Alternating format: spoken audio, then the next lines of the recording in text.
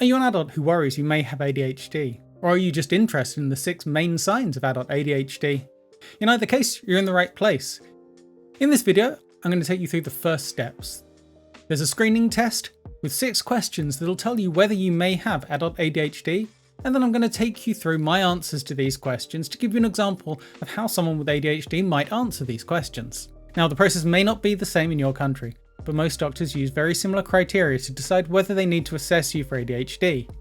The version I use is an NHS test that was put together with the World Health Organization, and this is entirely designed to be used this way. It's a self-reporting test, which means that you answer the questions for yourself based on your own experiences, and your doctor uses the answers to these questions to decide whether they want to assess you for ADHD.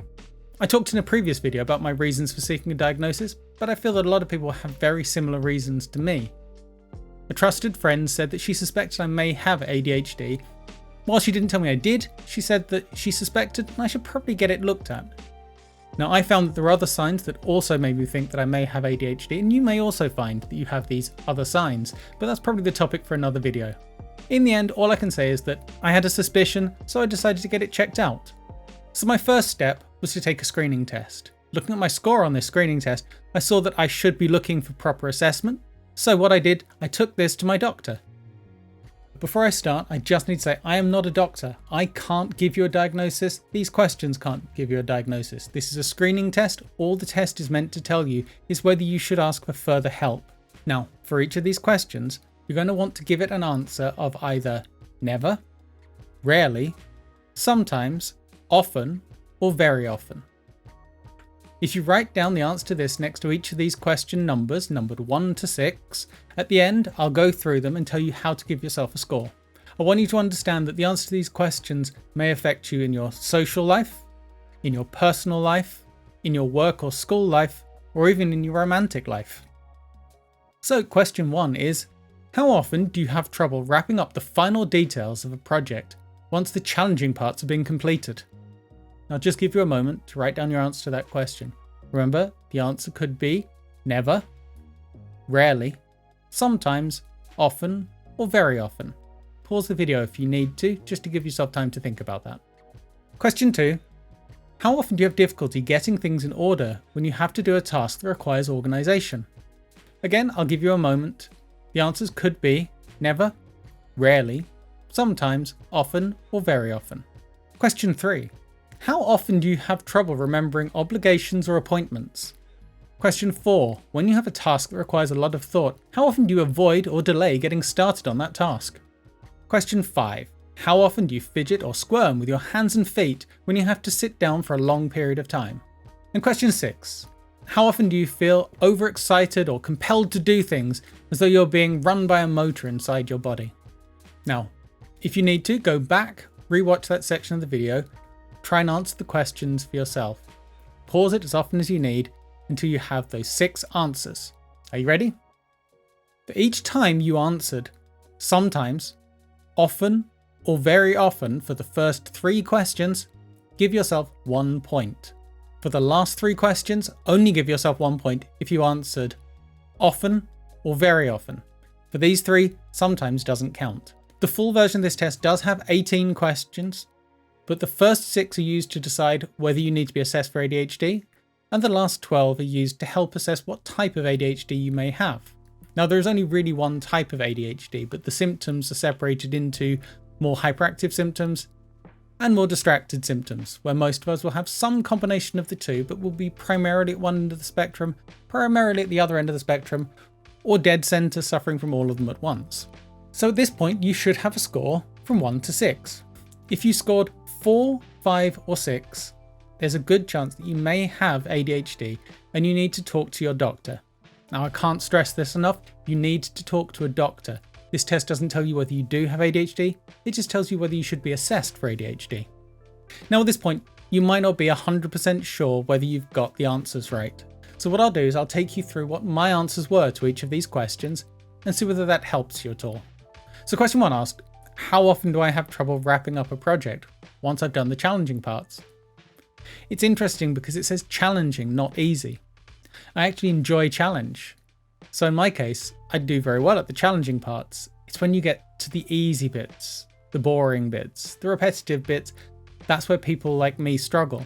So I did struggle.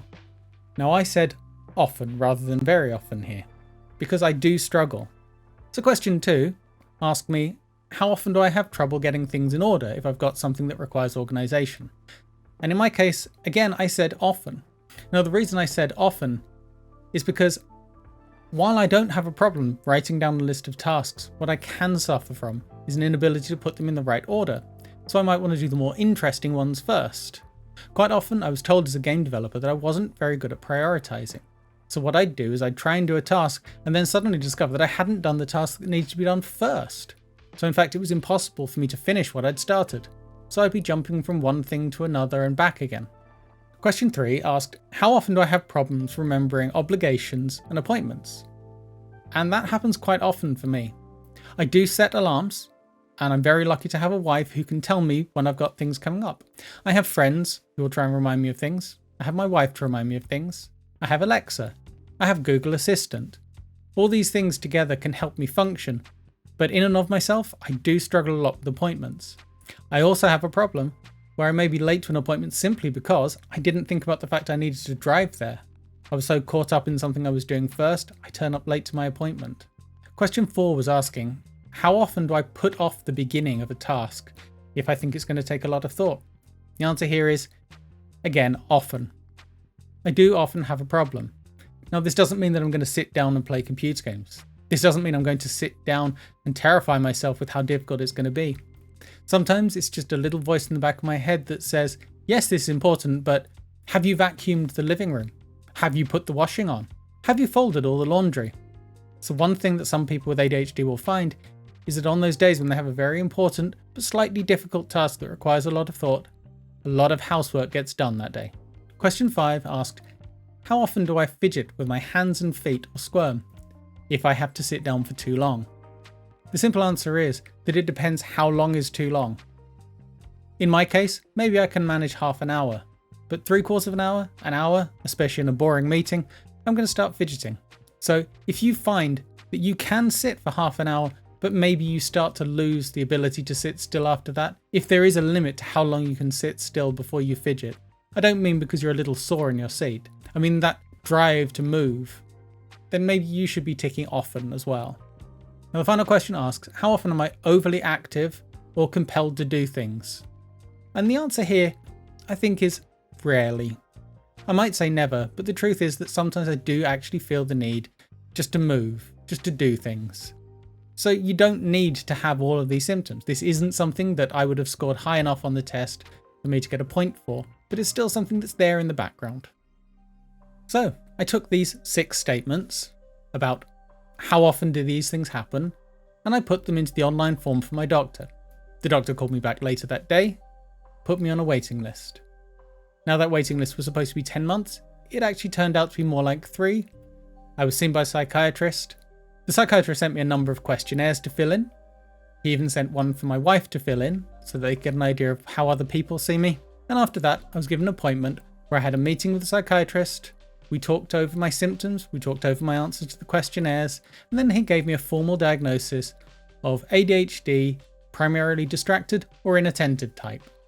Later that day, I made my first video, and that's how this channel started. Thank you so much for watching this video to the end. If you want to help me grow, I'd love it if you'd like, share, and subscribe. If you have any feedback for me, please leave a comment. Well, that's all I have for this time, but I do hope you'll come back and join me on my journey as I try and learn more about being an adult with ADHD. Thank you. Bye.